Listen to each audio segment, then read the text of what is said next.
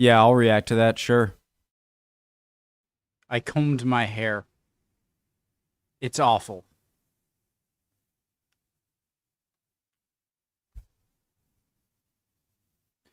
I'm over it.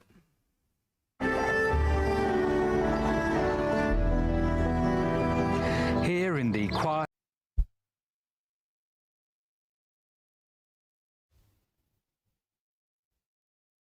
I hate it.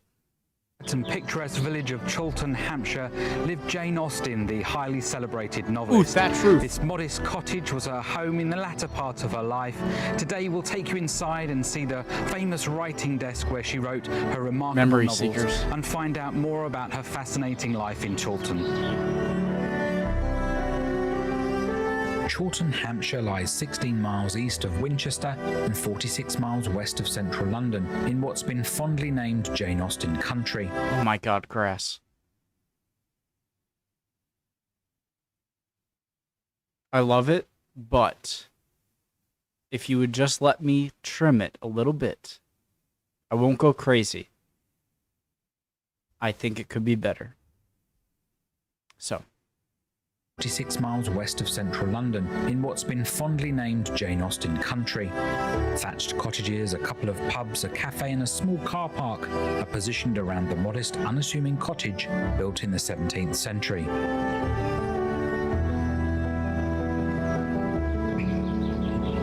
Did I just screw up the whole thing?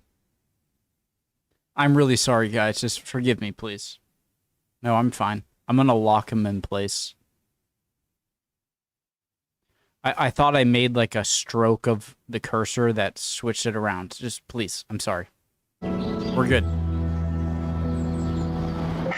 Jane's brother Edward, who we'll learn more about later, provided this home on his estate following a few years of unsettled movements from Bath and then Southampton.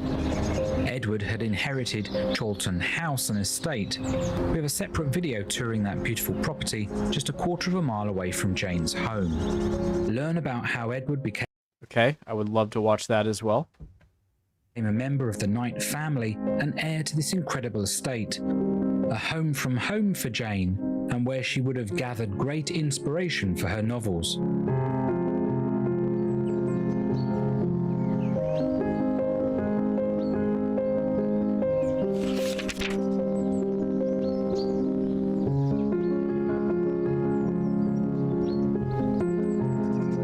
Jane was 33 by the time the family moved in on the 7th of July 1809, along with Martha Lloyd. Let's head inside and find out more.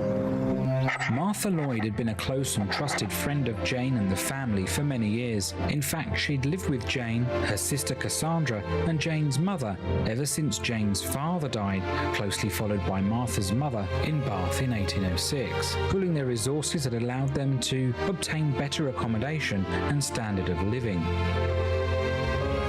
We enter the house to the side and walk into the courtyard.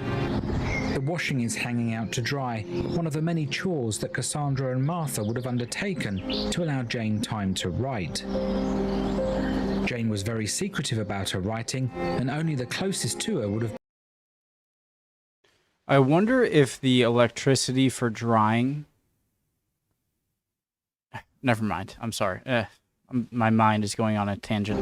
Forget it. Jane was very secretive about her writing, and only the closest to her would have been aware.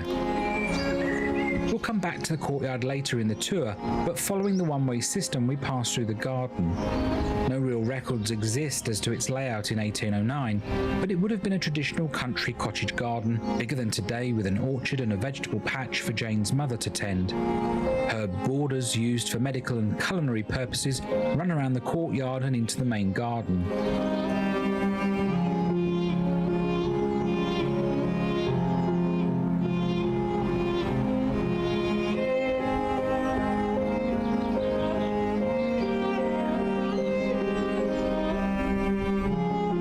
Visiting the gardens when we're not in a pandemic is free, and you can picnic here and admire the flora. Look out for the museum cat, who can be seen wandering around and doesn't mind a stroke. Hey, kitty.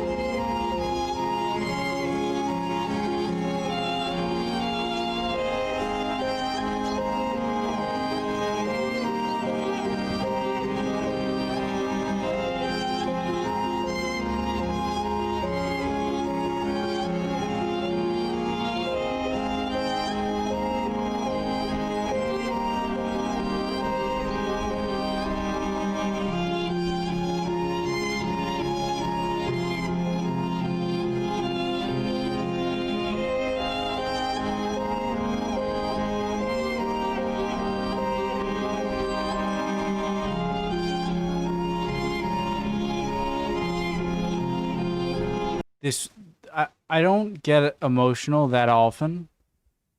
That makes me sound so cold. I have emotions, okay, obviously. But when it comes to like being sad or I mean, I'm not coming close to tears or anything. You would see it if I was close to tears. But something about just learning about people who lived so long ago and are not only dead, but are dead and gone for many, many, many decades. Just, it fills me with a kind... It's not sadness. Is it sadness? I guess it is sad. No. Sadness would suggest... Am I getting too technical here? Sadness would suggest that I would wish it would stay as it was forever, which I don't.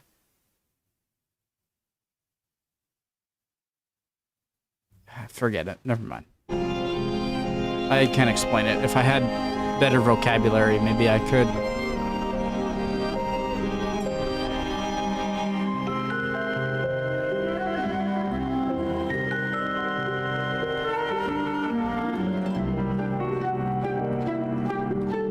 The kitchen was where all the food was prepared for the house, and the Austens employed a cook. That being said, they would be no strangers to the kitchen and able to fend for themselves.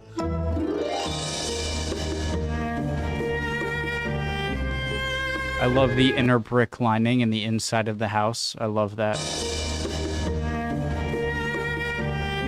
Not sure if those dresses would fit me. Over the years, Martha Lloyd collected recipes for food and household remedies. You can see some of these strewn on the table. Take a moment to read them as they give you a good insight. Don't mind if I do. Take 5 or 6 cucumbers, pared and sliced. Insight. While part of as many coughs, lettuce, a sprig or 2 of mint, 2 or 3 onions, something, a little salt, a full pint of young peas, half a pound of butter. Pound. So you guys would use pound as both a currency and measurement? That sounds American. Half a pound of butter. Insight into the type of food being enjoyed by the family. Pickling was popular and essential for preserving foods, so these are included along with mushrooms, various cake recipes. Napoleonic Wars. Throughout the house are period costumes, some of which have been used in TV and movie drama adaptations of the novels. It already seems so tedious to create these pieces of clothing, and to add designs to it, I would love them, but if I was doing it, I'd be so lazy and be like, yeah, if you want designs, do it yourselves.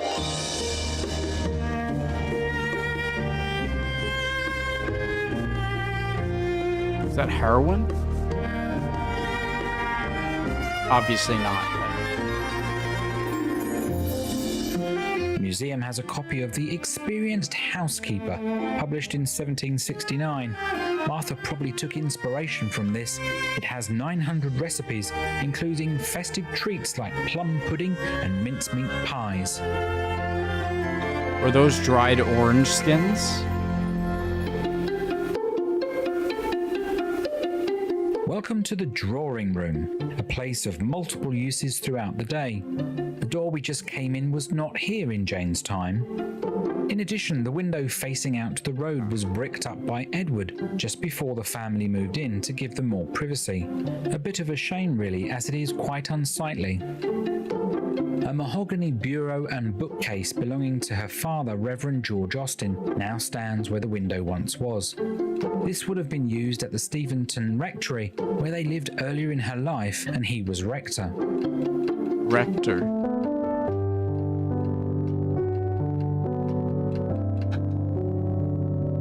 Guys, if you think about it, being a baby, like an infant, 1 year or less, probably didn't differ in experience no matter when you were born.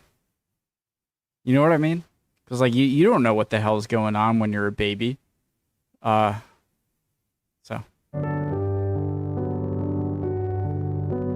I have a screwdriver. Flathead. I don't know why, I just like having, like, a construction tool with me. Comforts me.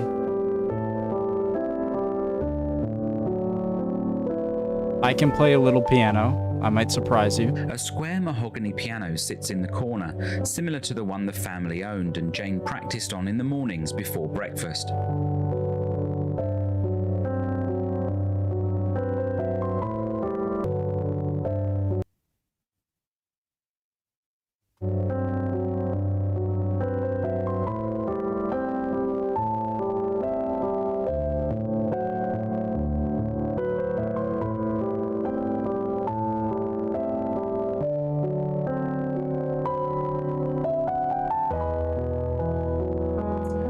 After a possible stroll into Alton to visit shops or see friends, they might sew and mend things, maybe write a letter.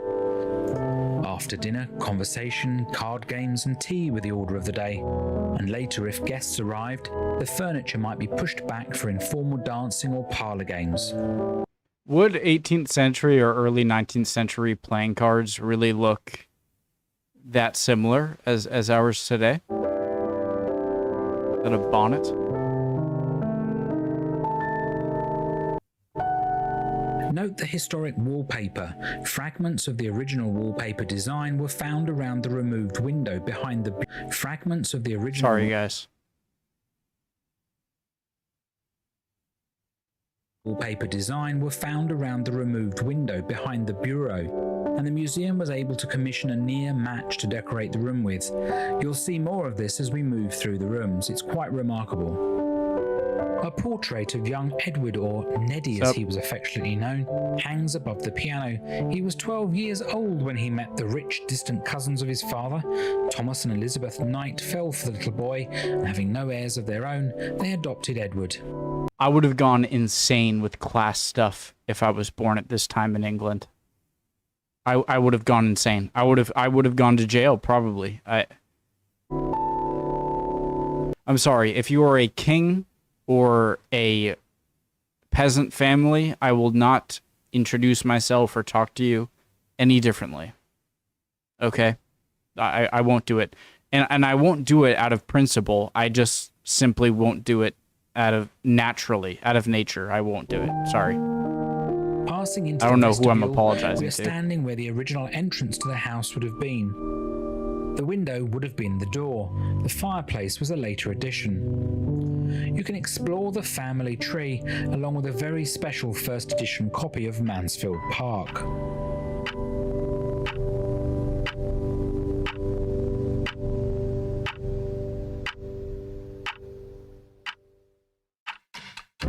Why is that sound so common?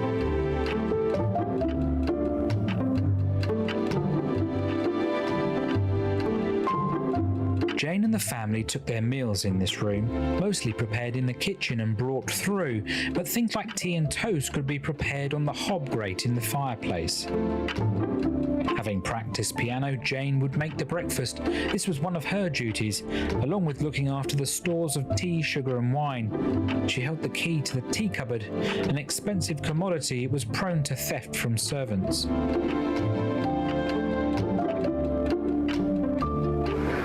So behind me is Jane's writing desk, and it's from here that she wrote all 6 of her novels. That actual Not desk? necessarily in this house, but from this writing table.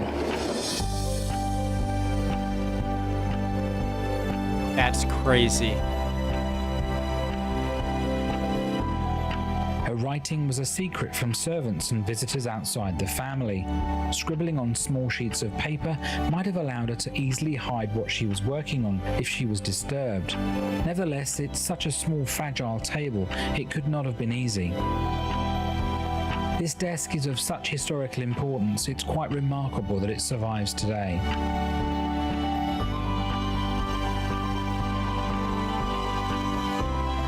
Yeah, if I were writing on this desk, I would have this paper.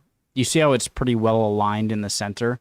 I'm right-handed, and so I would have this paper very much towards the left side and have my right elbow like right here in order to write comfortably. Historical importance, it's quite I don't know if she remarkable was that it right or survives left-handed. today.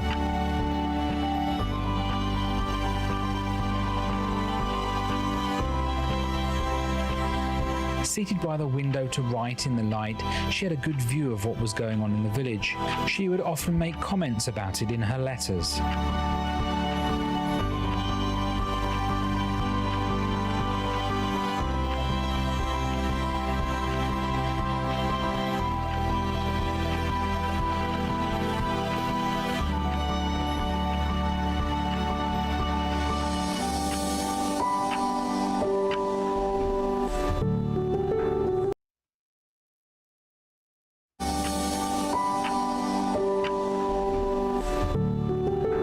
Top hat.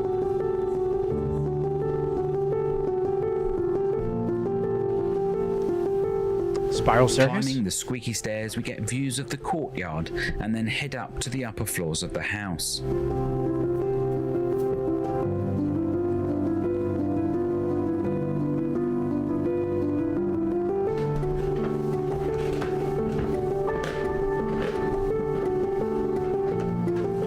The Austen room is thought to have been Mrs. Austen's bedroom. It's the largest room in the house, so fitting that the most senior member of the family would use this room. Beautiful floorboards. Oh my god. The largest room in the house, so fitting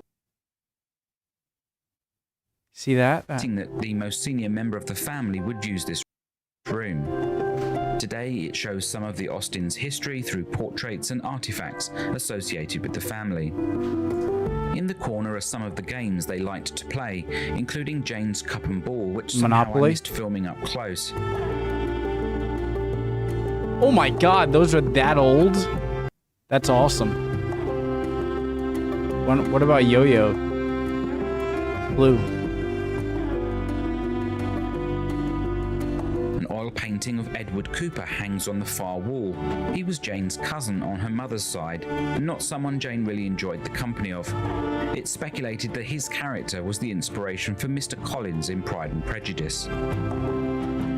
I don't know enough about it to have a reaction to There are that. 3 miniature portraits of two Digweed brothers. What does that mean, Mr. Collins? I could ask give my mom a call and she'd probably know. James and his wife Susan. Living in Steventon of two Digweed brothers, William, James and his wife Susan. Living in Steventon, James in particular was a close friend of Jane, and the two families would meet for dinner and social events.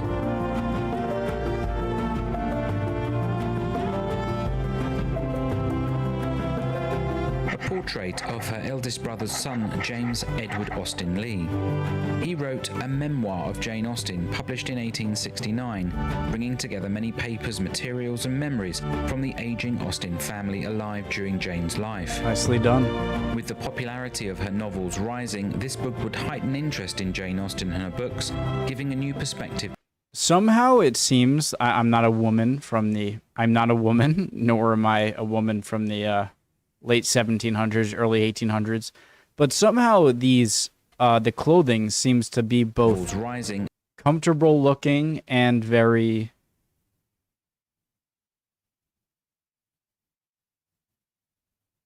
nice looking.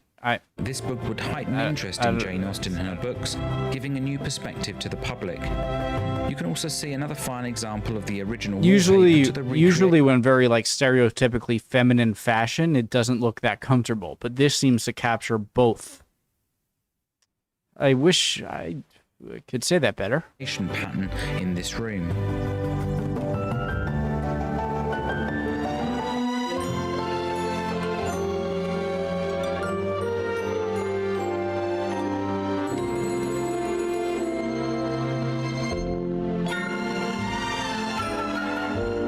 This is Jane's bedroom, laid out as it might have been during her life.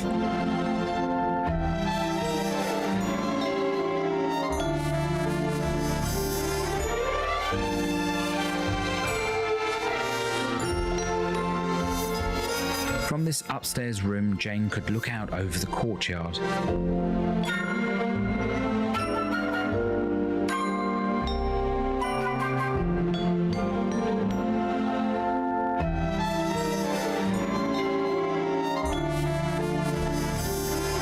Cassandra was fond of drawing, and this likeness portrait of Jane is the only authenticated one, although it's generally thought to be a poor likeness.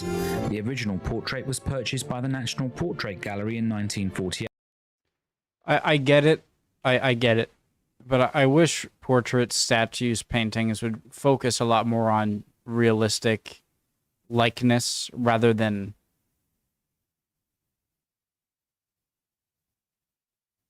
rather than a best possible sometimes interpretation of the person. All right, like I can even say that about myself. All right, if I were to have something possibly like given, I would rather have something that is more accurate than more flattering. Yeah, this is a copy of that drawing.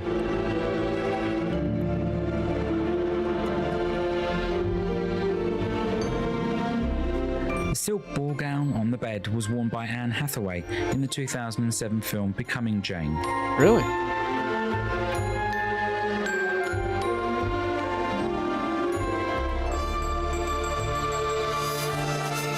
The dressing room might have been another bedroom for visitors or servants. Today, artifacts pertaining to sewing and dressing are on display here.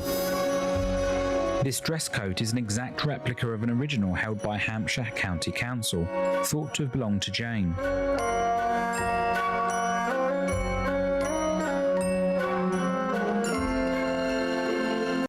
What does that say?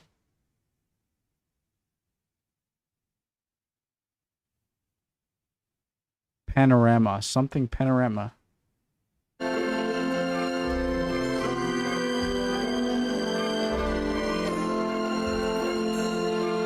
Jane gave this pretty card needle case to her niece Louisa Austen Knight in the early 19th century. You can still see the original inscription with Aunt Jane's love in her own handwriting.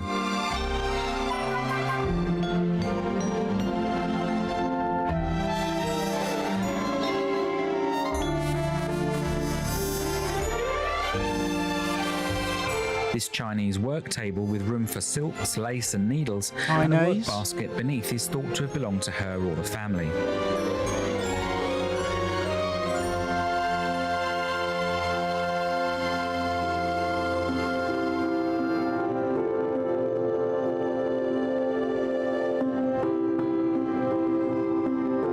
When I think of fanciness, you know, I really do think of the late 1700s because it seems to be a time where you could get these cool materials from all across the world, but still when they were rare, you know, because I think you have to strike a balance between when you had access at first to exotic materials and yet before they were more easily accessed. Another bedroom, you know? Showcases naval artifacts from the two successful mariner and it seems like the late James 1700s is where it strikes that balance. Both joined the Royal Navy at 12 and were soon on active service.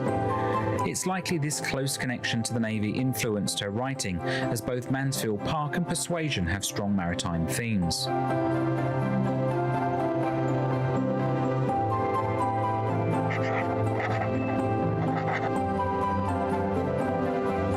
This wooden letterbox for carrying pens and ink is thought to have been carved by Francis Austen for his brother Henry. Ooh.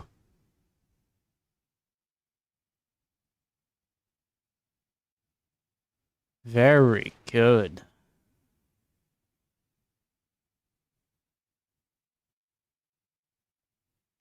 Seems like the Red Sea is a little more narrowly is portrayed as a bit more narrow than it really is. But I mean, how much can I criticize people who did it before GPS? Maybe the Mediterranean should be a bit longer. You know, this seems a bit too close.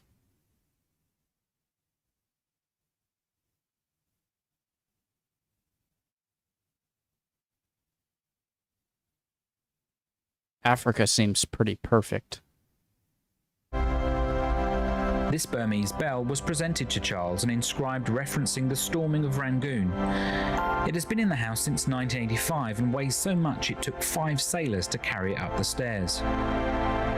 As part of the bicentenary commemorations of Jane's death, this admiral's quilt or coverlet was hand-stitched by 100 people, sewing brightly coloured fabrics and offcuts, a similar technique to the original Austen quilt that hangs in the next room. This patchwork quilt or coverlet was made by Mrs. Austen, Cassandra and Jane. It's one of the earliest items in the museum collection and contains at least 64 different fabrics. It must have been a labour of love. On the 31st of May 1811, Jane wrote to her sister Cassandra, "Have you remembered to collect pieces for the patchwork? We are at a standstill." This must have been such a greater, amazing gift back in the time when you know the work that had to go into this. Not just the actual work of putting it together, but as was said, just the work of getting the materials.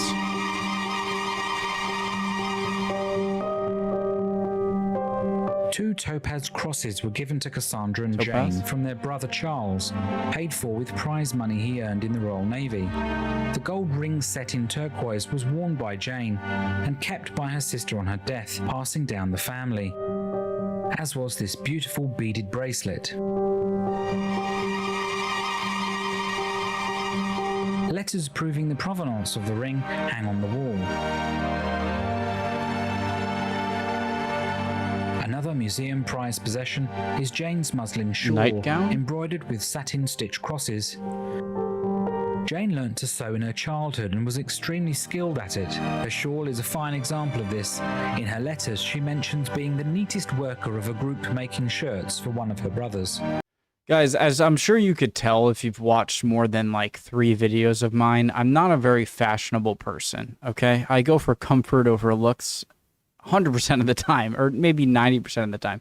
But fashion must have meant so much more back in the time before mass production, where every piece of your garments had a meaning to it and was undoubtedly original, you know? And I'm sure fashion prior to like the 20th century was just a whole different ballgame. Coming from someone who's maybe the least fashionable person you might meet. Next to it is a red woolen riding jacket that apparently the children used for dressing up games.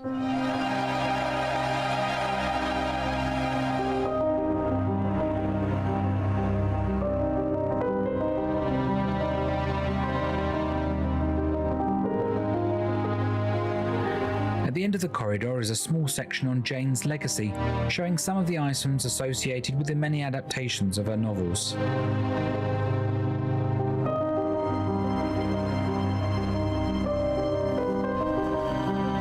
Floorboards are amazing.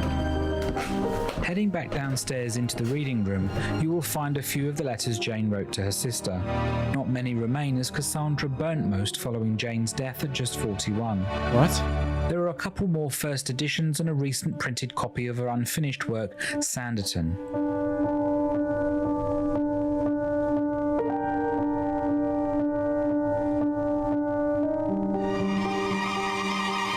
A small utility room is attached to this room and the outside courtyard.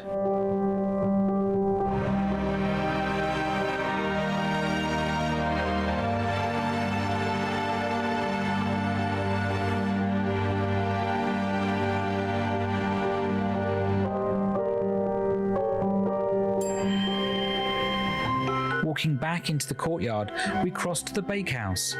The kitchen we visited at the beginning was attached to the house, but washing, baking and pig salting was done in this room. The baking oven was heated up with coals raked over and then pies and breads placed inside with the oven door closed. The copper was used for washing the clothes. A fire underneath heated the water in a copper pan. Water could also be boiled here to scald a slaughtered pig and the skin removed before salting. The door just out of sight to the right leads to some steps down to the cellars.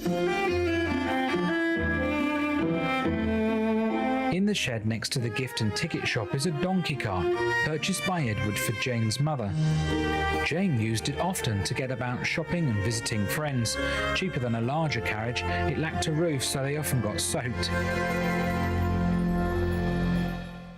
Jane would leave Chawton for the last time on the 24th of May 1817, desperately ill, heading to Winchester for treatment. To find out more about her untimely end in Winchester, along with her early life in Steventon and years spent in Bath and Southampton, watch our video Jane Austen Walking in Her Footsteps. There's a link at the end. We hope you enjoyed our tour of this fascinating home. We have more Jane Austen on our channel, so be sure to check out our playlists. Maybe give us a like. Let us know your thoughts on Jane via the comments and join us by subscribing. Until the next time, thanks for watching The Memory Seekers. Alright, Memory Seekers, great channel, obviously. It was really enjoyable. I don't have much to say. I said everything during the video that I wanted to say, so would appreciate any comments down below. Love y'all. Hope you're doing well. And hopefully I'll see you guys next time. We'll keep on learning. Bye, guys.